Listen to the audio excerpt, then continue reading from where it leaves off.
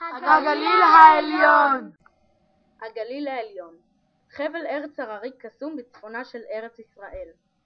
כשמגיעים אל הגליל העליון, אי אפשר שלא להתרשם מהנוף.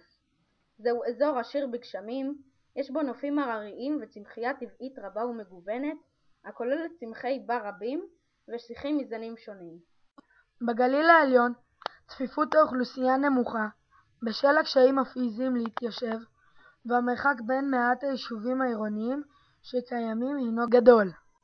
צפת נחשבת לבירת הגליל ולעיר הגדולה ביותר בגליל העליון. בגליל העליון ניתן למצוא אתרי תיירות רבים.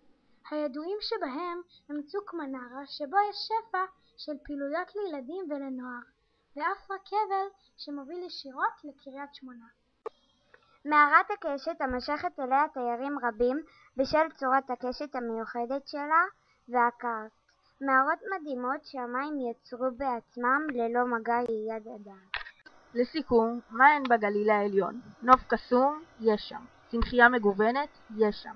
תיירות? יש שם לא מעט. ערים? יש, אבל קצת. מה עוד יש לנו להגיד?